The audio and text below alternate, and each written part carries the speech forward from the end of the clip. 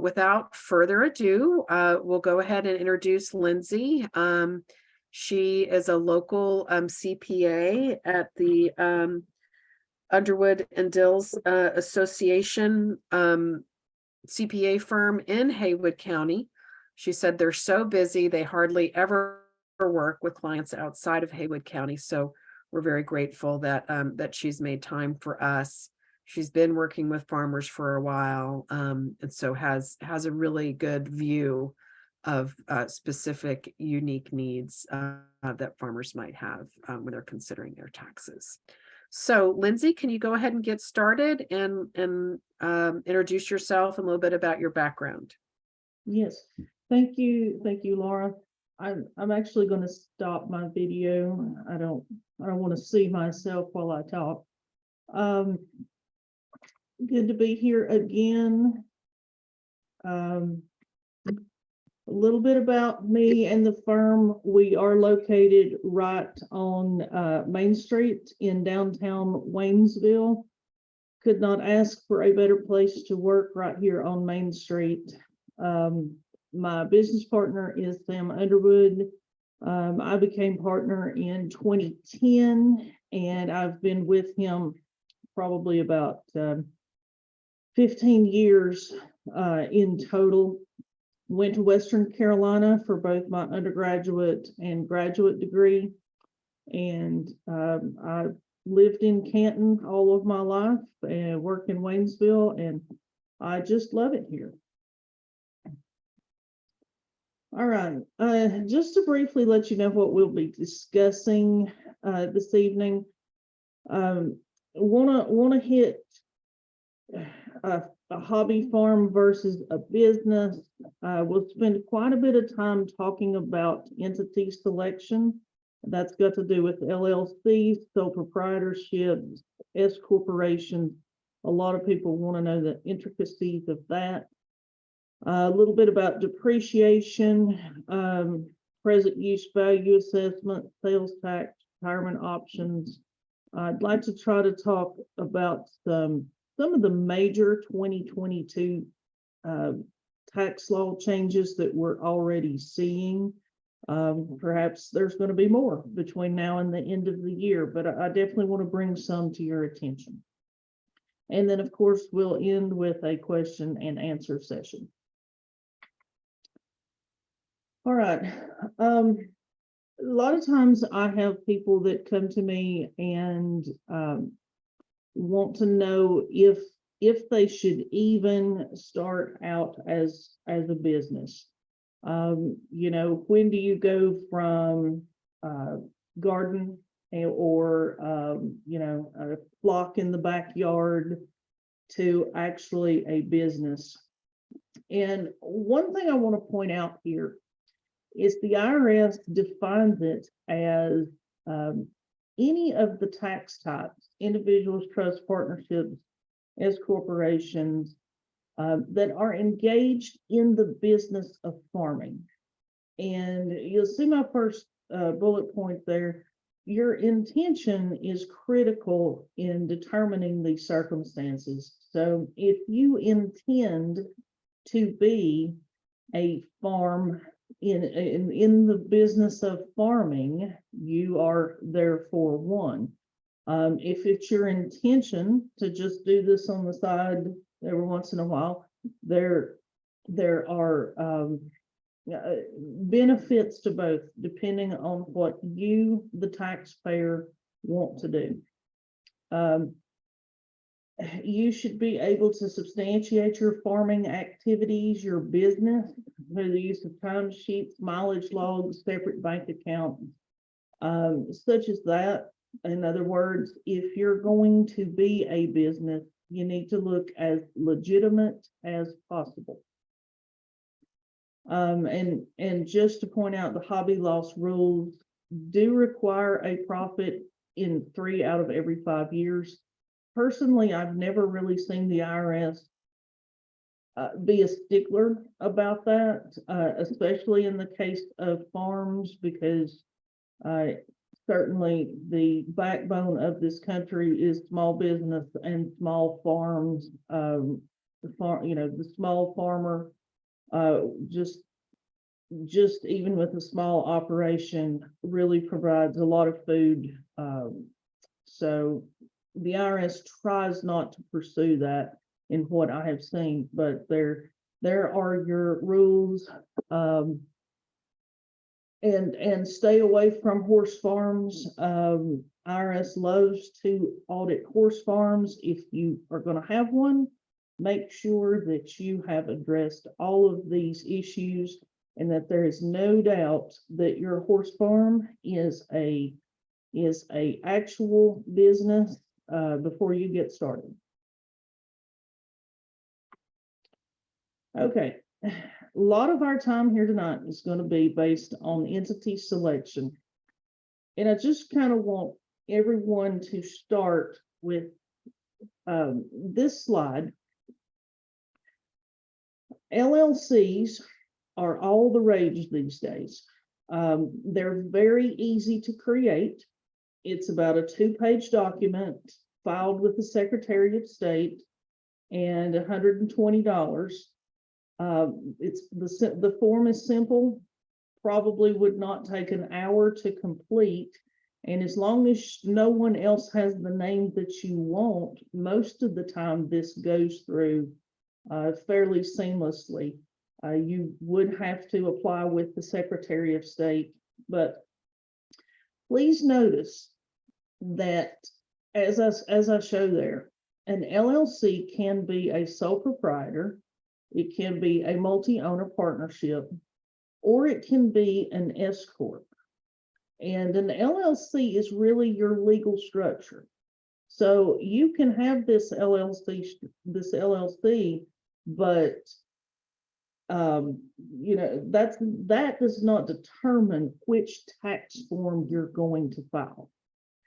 And in fact, through the years, I've seen many sole proprietors set up an LLC who eventually go on to elect S corporation status with the same tax ID number and the same name. So certainly you have some options with the LLC. That does not determine what tax return you're going to file. So let's go on and explore each one of these types. I'm going to skip this slide and come back to it in just a moment. I want to go straight to the sole proprietor. And let me point out, first of all, this is the easiest type of entity to be. In fact, you don't even need anything at all to be a sole proprietor. Now, one thing that we always recommend is that you do apply for a separate federal ID number, because the default for a sole proprietor is to report everything under your Social Security number. And if you're conducting business with vendors or customers that might need forms and tax ID numbers, you don't really want to be giving out your Social Security number. Again, if this is going to be any business of significance, the separate tax ID number it's easy, it's free. Just go ahead and secure one of those, and that would be the first step there. After you've applied for your federal tax ID number, you just take it down to the bank, establish a business bank account, again, to add legitimacy, especially if there are even a intermediate amount of transactions, business transactions. You don't want to be running that through a personal bank account. So other than that, you basically just start. Everything's reported on Schedule F. As I said before, you may or may not choose to be an LLC. One of the benefits about the LLC that you might want to back up and talk about It is called a limited liability company. And basically what that means is it's a separation between you, the individual, and your business for legal purposes. I'm not an attorney, so I don't want to get too far into that, but it just establishes a separation. A lot of times I like to say it builds a fence around your business to separate that for heaven forbid any lawsuits that could ever possibly come. But an LLC is only going to cost you about $200 a year. It really isn't anything to maintain, and I view it that if it works to maybe prevent some liability there, it's a no-brainer to go ahead and do that. We first start out, sole proprietor may be a tiny entity, and it's literally just you. At that point, your life is super easy. You don't have to worry about payroll or payroll taxes unless you have an employee on the farm besides yourself. And in fact, it would be incorrect to be a sole proprietor and try to give yourself a W-2. All right, so under the cons for a sole proprietor, self-employment tax on all profits. This is the #1 reason why people don't remain a sole proprietor as their business grows. And at this time, I'm going to flip back one slide so that we can talk about this self-employment tax. When you're self-employed, you are both employee and employer. When you work for someone else, Social Security and Medicare are half paid by the employee and half paid by the employer. Well, when you're both, you have to pay both parts of the tax.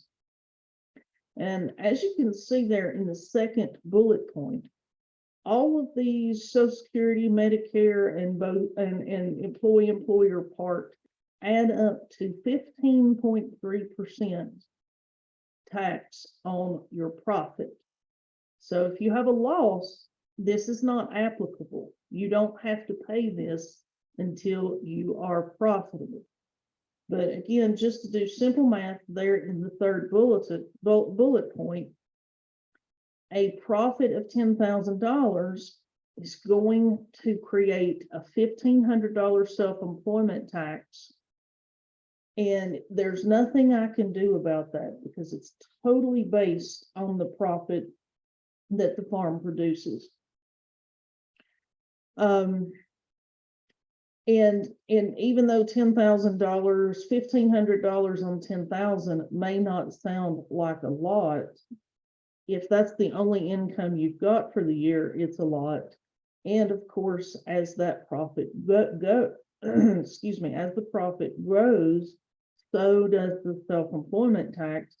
Eventually, you hit a point where you are paying self-employment tax on the profit and possibly income tax as well. So this can get really expensive really fast. Hey, Lindsay, I've got a question about that. It's Laura. Yes. Yes. So is that net profit? So that's, emphasizing to farmers to keep track of their expenses. Yes, that's after all expenses have been considered. From what I understand, a lot of folks are like, really? Is that an expense? Is that an expense? There's lots of things that can be considered expenses that maybe folks are not aware of. Will you cover that? Yes.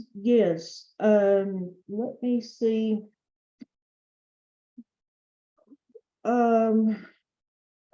Let me talk about that in a few slides particularly when we get to depreciation. Is that okay? Yeah, absolutely. Okay.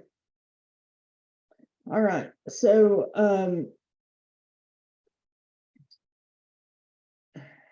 as I was saying, this self-employment tax, I have seen it many times actually eclipse the income tax.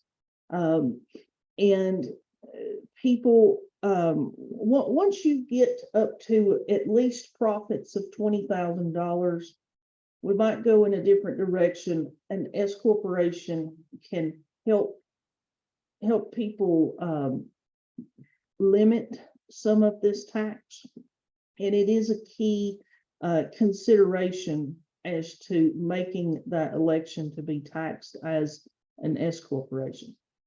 That should be enough about self-employment tax just for an overview. I'm going to go back down the list here. Partnership. I see fewer and fewer partnerships as time goes on. They're fairly easy to establish as well. Not too difficult to create, but notice in the cons column, you've still got the self-employment tax popping up on a partnership, which does have to be more than one owner. Now with this entity selection, you've also got a separate business tax return required. So not just a Schedule F, but a tax return for the business, which will then pass any losses or profits down to the owners. But this is a very easy type of entity to create as well. All right, so perhaps one of the most popular choices, and I spend a lot of time each year talking to people about this, is becoming an S corporation.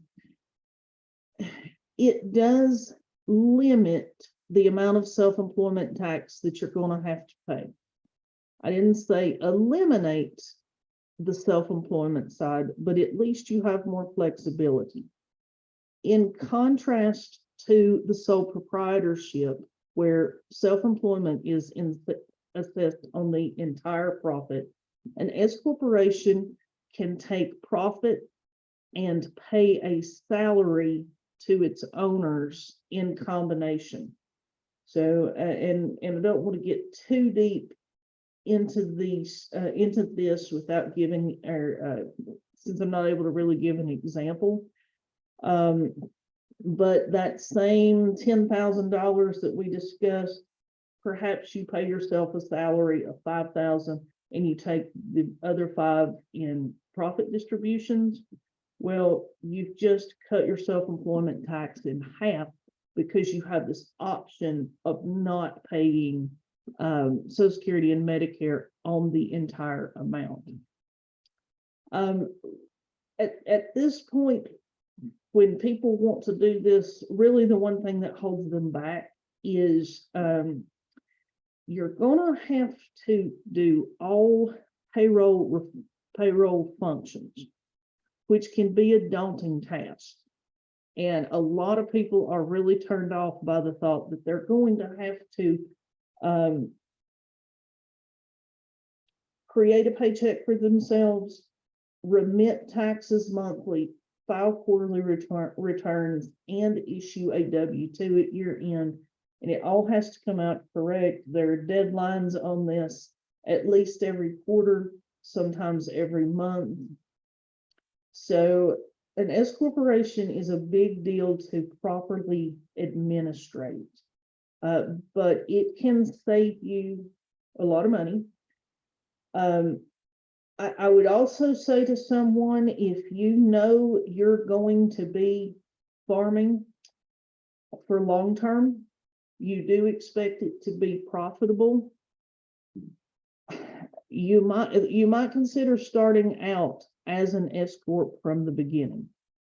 Some people just want to sort of be a sole proprietor for a few years, see how it goes. And that's fine if you're really not sure that you're going to be profitable. But if you know this is going to be a full-time venture, and you're going to be making some money, perhaps just go ahead and get that S corporation in place from the beginning so that you can get familiar with everything that you need to do, and go ahead and start saving taxes, of course. All right. Well, that is such a big section. I didn't know if anybody had any questions specifically about entity selection before we moved on.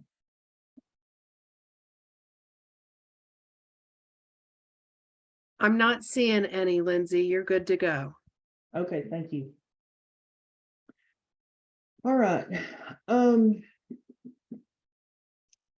We want to talk about deductions here. And for the farm, other than the feed bill for animals, depreciation is a significant deduction for many farmers, because you have to invest in specialized equipment. Currently in the tax code, we've got some tools to accelerate some business write-offs. But if you have small tools, i.e. less than $1,000, we just need to describe them as tools and deduct them. You don't want to go down this road of depreciable assets for every little thing, even if you do wind up keeping it 10 years. It's just not necessary, and your list of trying to keep up with all of this would just become more of a burden than anything. So I draw the line at $1,000. If it costs less than $1,000, it's a supply, it's a tool. We do not depreciate it. And basically, just about anything that is tangible, you can touch it, that is for farm use, is going to be a depreciable asset for you.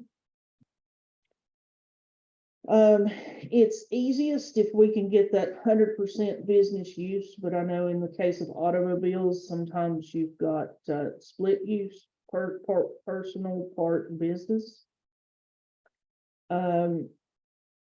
Just about anything that you can relate back to the farm, I'm willing to depreciate, you know, at least in my own practice. So that's certainly a big deduction.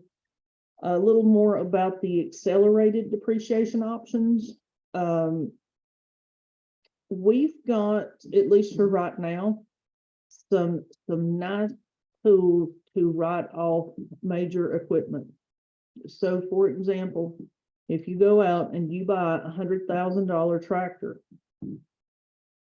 we can probably use one of two methods to write the whole thing off for you all at once, if that is efficient, and if it helps you reduce your profit to a specific level.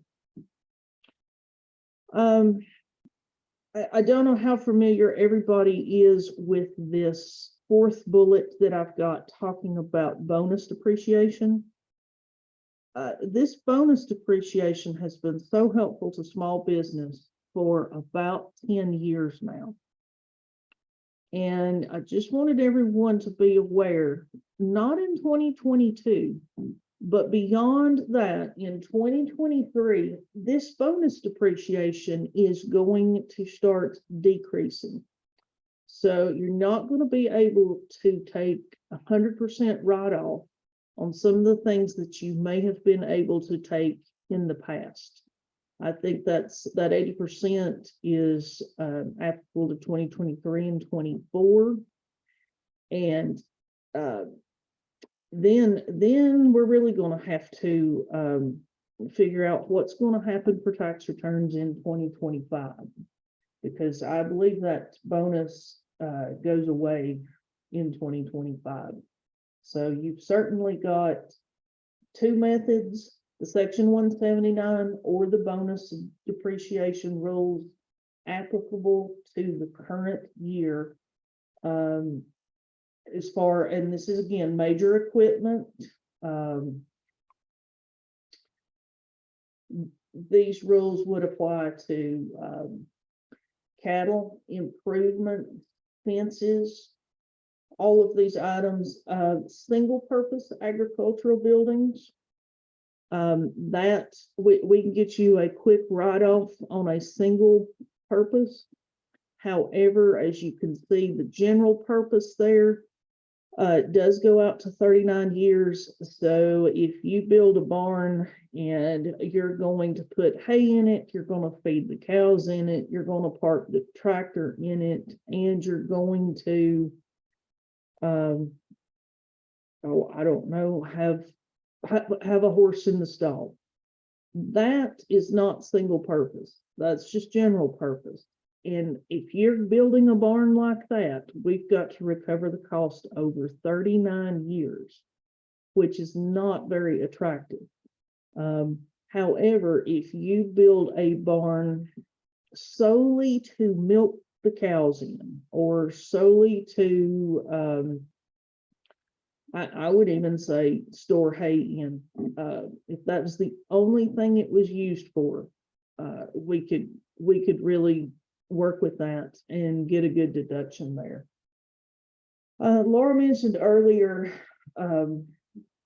what kind of expenses do people often forget? I hope you're writing off your cell phone. Everybody in America is writing off their cell phone. Let's see, if you do any advertising, that's going to be potentially a significant write-off. I think everybody probably gets the big items like repairs, supplies, feed, fertilizers. You know, people get the obvious farm expenses, but again, you'd be surprised how many people say, oh, I forgot that I bought this when I'm sitting down preparing the return. And we certainly want to give you every opportunity to add anything you can think of there.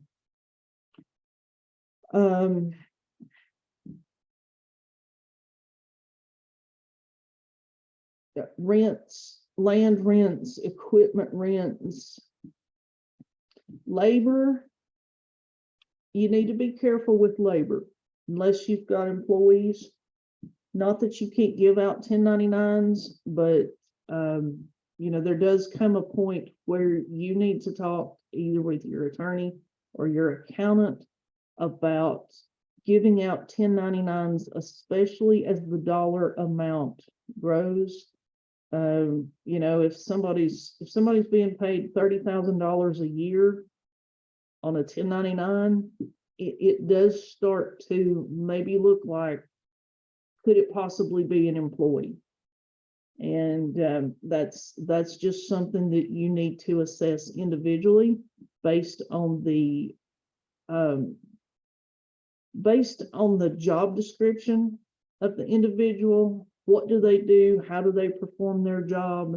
That kind of thing. Lots of nuances there on the employee versus contractor that do need to be addressed if you're paying out large amounts. And if anybody has any other questions about expenses specifically, just put them in the chat and I'll be happy to address individual expenses. We right. do have a couple that we'll get to at the end. And Okay. it's at 6:33 now, just give you a time check. Okay, thank you. All right.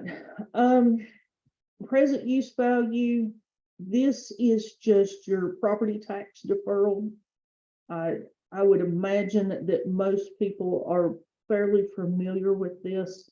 We'll just kind of use this slide as a reminder that if you are farming and you do qualify for a property tax deferral, by all means, you should take advantage of it. I know that I personally went and talked to the folks over at Haywood County Assessor's Office, and they were just so happy to help. I was just gathering information, for this webinar, but they wanted it done right. They wanted to help people do it correctly the first time. So I would say if you've got any questions, go straight to the assessor rather than try to guess at what they might want on that AV5 form. All right, sales tax. This $10,000 annual farm income has been a requirement for several years now. I believe that you can get that even in the early years. You don't have to have 3 years of established farm income averaging over 10,000, but I'm quite sure they will take your exemption from you if you can't show that at the end of 3 years. Also, if you are retailing anything, well, if you're significantly retailing your products, be aware you could be subject to sales tax collection rules from your customers. The 3 or 4 exemptions there, pretty important. If less than 50% of your revenues are not retail, you do not have to collect sales tax. The example would be, in addition to selling to a wholesaler somewhere down the line, you just take a wagon out to the end of the road and people drive by and buy a few apples in the fall season or something like that. Now, if you have a dedicated year-round produce stand, it is possible that more than 50% of your revenues are at retail. So you need to be aware of that. Of course, live animals are exempt. Uncooked cuts of meat are exempt. And raw produce can be sliced, shelled, or cut up. Back to the spices.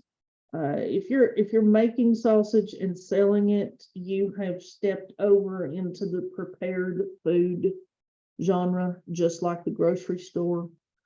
Similarly, if you are adding spices to a vegetable mix and trying to sell it like that, you are also now functioning like a grocery store.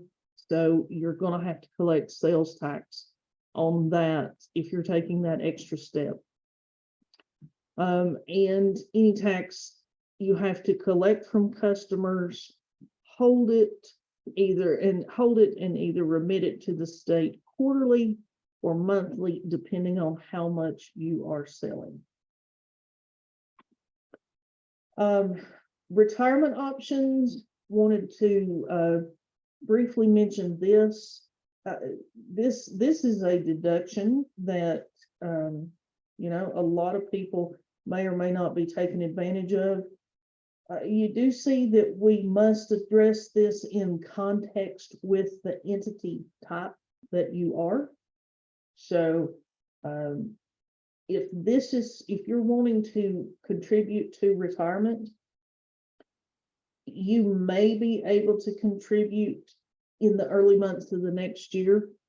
Honestly, you really need to have a trusted broker that's going to help you with your investments and your contributions and things like this.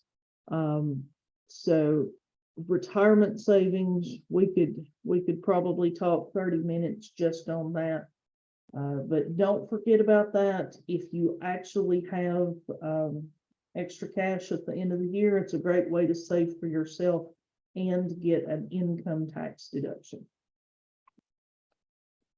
Okay, a lot of times I get the question, how should I keep my records. And I tell people, you use the system that you understand and that you're willing to invest the time in learning. A lot of people say, should I go buy QuickBooks? And I say, well, does that sound like a fun venture to you? And of course, only strange accountants would be wanting to use accounting software. If you buy QuickBooks, but you're not going to invest in hours and hours of learning how to use it, then why would you do that? If you can be neat on a ledger sheet or a spreadsheet, there's nothing wrong with that. When I go to prepare your tax return based on your records, you should have a system so that if I ask you a question, you're able to answer it. Don't worry about what do I want to see. I want to see correct figures. I want to see neatly written figures.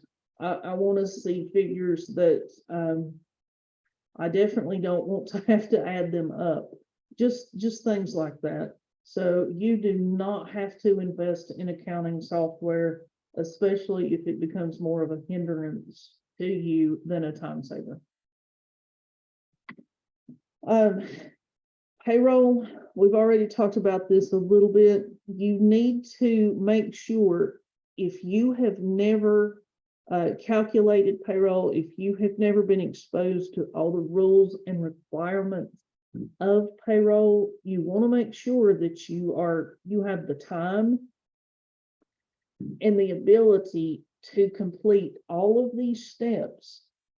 And you know, that it could be weekly if you're paying employees weekly, or once a month, or every other week. You know, how often are you going to have to do all of this? And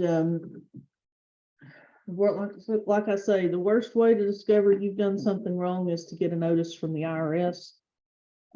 But payroll is a big step. Certainly, CPA firms specialize in helping with this. There are payroll services that do nothing but payroll. And if you're not sure, maybe you should seek out some help and just pay a fee rather than risk something gets reported incorrectly. All right. We're wrapping up here, coming around the home, third plate going home.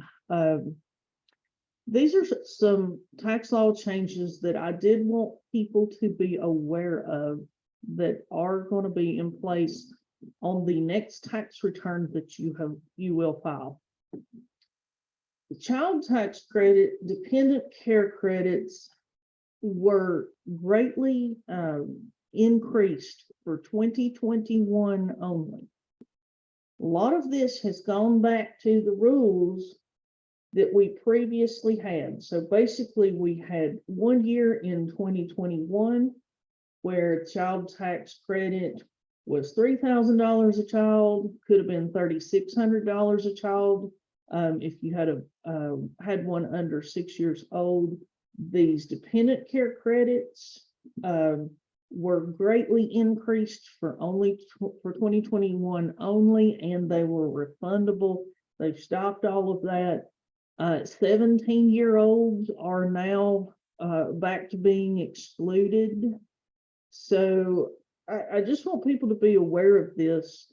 There were a significant number of credits last year, and with their absence, you could see last year's refunds turn into this year's balance due.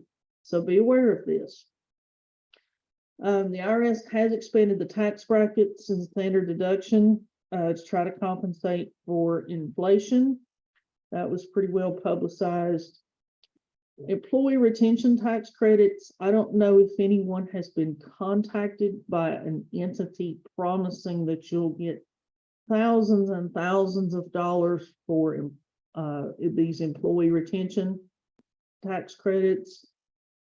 In our office, we checked a fair number of our clients that we work most closely with. And after we did the comparison, we found amongst our own that very few of them actually qualified for this. And the ones that did, it would have been extremely burdensome for us to have had to file this tax credit. However, it appears, and I hope it's not true, but it appears there are entities, businesses that have popped up and are promising employers all of this thousands and thousands of dollars. And some of them are even getting the tax credits. But I don't see how we could have found that some of our folks did not qualify only for these preparers to pop up and see it so very differently. Just be aware that that's happening. A lot of discussion earlier in the year about the $600 through third-party settlement networks. That's going to be PayPal type stuff. A 1099K, if that's all it is, there's still no requirement to reconcile your 1099K to the tax return. However, it does seem to me that that would be an easy next step for the government to take, is to say, well, here's 1099K, where how does this match up to your tax return? But maybe this is just a step in that direction and no real teeth. Residential energy credits are back to 30%. Those were sunsetting until the Inflation Reduction Act brought those back up to the 30% where they had been for several years. Of course, there's a slew of electric vehicle credits, but in the context of an electric vehicle you might purchase for your farm, you're going to get a deduction for the entire vehicle, not just a percentage of its cost. So this might be important to individuals for income taxes, but for a farm deduction, I say you get 100% write-off anyway, depending on what you bought. We do have a dual standard mileage deduction rate this year. So for the first half of the year, every business mile that you drive is worth 58.5 cents. Well, of course, when gas prices took off, by the time they got it changed up to 62.5 cents for the last part of the year, gas prices had started to fall. I would encourage you to really take a look at your mileage log on this. If you drove more in the last half of the year because prices came down, please note that to your preparer. Personally, if you give me just a number of miles, I'm going to assume half the year. So if you did drive more under that 62.5 cents per mile standard mileage deduction, I would differentiate the two. It might be worth, $300, $400, $500 for you to be more specific. Business meal deduction, again, in 2022, we have 100% write-off for business meals, but that will end January 1st and return to the 50% limit that we had for many years. And just wanted to mention one thing on North Carolina.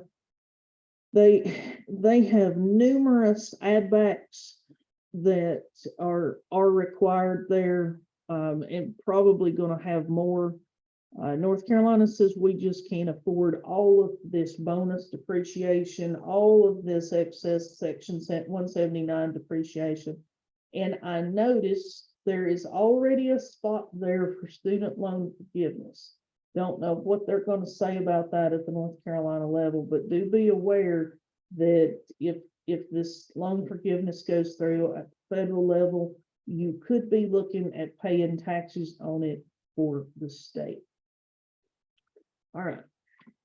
And oops. I think that's my last slide. So I have barely made it in time, Laura. Oh, you did great. You did great. Jess, can you help us start from the beginning, please? Absolutely. So we have lots of awesome questions. Some stuff is referring to kind of what can we write off. One question is about an irrigation system, and another is about that cell phones that folks can write off. What about if kids are on the bill, and how do you separate that kind of stuff? Okay, so I'm going back through the chat.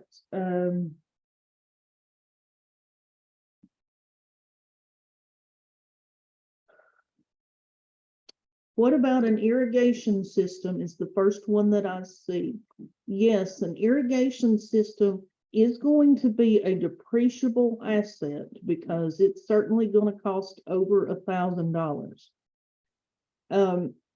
It is a 15-year property, and that's great because it's going to qualify for bonus and Section 179. You do get into a little bit of intricacies there. One of the options, Section 179, cannot be used to create a loss. However, bonus has to be applied by category. So while I could use that bonus depreciation to actually go below zero and create a farm loss, sometimes if you have similar things, it ends up creating so much depreciation that it becomes wasteful. But definitely an irrigation system is a depreciable item that you should be telling your tax preparer about how much it costs, when did you implement it, things like that. All right, and can you write off a cell phone bill if your kids are also on the bill? Do you have to have a separate bill? Well, a separate bill, that would be great in theory, but no, I would not expect that. I think it would be reasonable to say, here's my monthly phone bill divided by a family of 3 or 4. How many people are on it, and just take your portion of the cell phone bill. I myself would not have time to allocate something like that, to try to go through each bill and say, well, this was my portion this month, and this was, next month it was this, that kind of thing. We simply don't have time to do that, especially in tax season. So you're welcome to look at individual bills if you'd like to go to that extent, or just do something reasonable. Now, I'm probably not going to question you as to where you came up with the number if I'm preparing that tax return, but in fairness, just carve off a percentage for personal use, and I think that would be fair to everybody involved. Different counties administer their in different ways. Okay, make sure you talk to the appropriate folks. Yes, I would agree with that in the particular county. All right. Yep. QuickBooks classes through SBCs can help with that. I have known a number of people that have taken advantage of those classes, and it's a whole lot better than self-taught. All right, can you take the electric car deduction 100% in 1 year, or does that depend on your tax burden? Well, and this would be, let me be clear, this would be an electric car in the context of a business vehicle. Because if this is an electric car in context of a personal vehicle, you have different rules, and those are all those credits based on the number produced and that kind of thing. So if you choose to buy an electric car to be used in your farming business, which, let's see, it's the Ford Lightning now is what we would all want, right? The electric pickup truck. So if you chose that to be a delivery type vehicle or an errand type vehicle, it would now get the same rules as a regular pickup truck. Yes, you can write it off. You're kind of foregoing those personal electric car tax credits for the business deduction.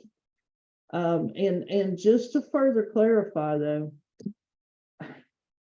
passenger vehicles do have different rules. So if you're buying the electric pickup truck, we're great. But if you're buying the electric Mustang, there are some passenger car limits on that apply to electric, gas, and a light.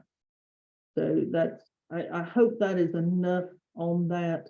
If you've bought any vehicle, you need to be telling your tax preparer about it, and you need to go ahead and make a copy of your bill of sale. That's one thing that we have to ask people to kind of resurrect quite often, is if you buy a vehicle and you want to take it as a tax deduction, let us have the bill of sale so that we can see exactly what you bought, exactly what you paid for it. And if you're in the S corporation realm, we may be looking at accounting for the loans and that kind of thing. So please provide us with the bill of sale. All right. We're an LLC involved in agriculture, truffle, 6 or 7. Okay, we've just hit the 4-year mark and have filed a Schedule F for past 2 years. How long can we take this loss as a deduction against our personal taxes? Well, if it's me preparing this return and you've had losses for the past 2 years, I'm going to say go ahead and keep reporting it, because that 3 out of 5 years it keeps moving on down the line. Certainly you have to have a period to establish your truffles, and as a preparer, I would have no trouble continuing to report the loss, especially if you're actively working at it. Now, where you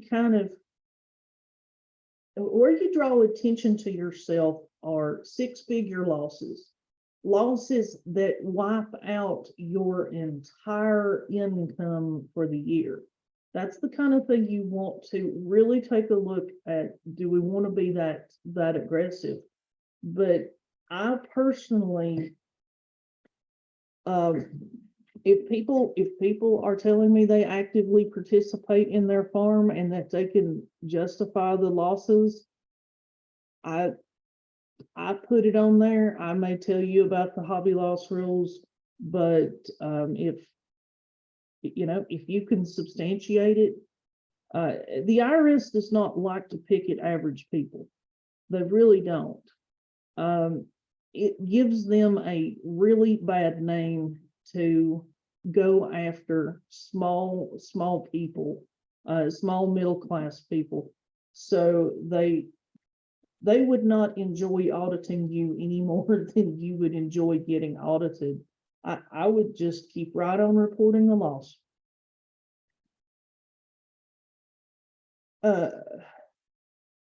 Okay. Have I reached the last question there? Yes, you have. Does anybody have any more kind of final questions for Lindsay while we have her?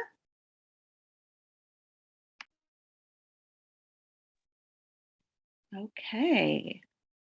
Well, thank you so much, Lindsay. And while we wrap up, if folks could please, please, please fill out the evaluation. I posted the link in the chat.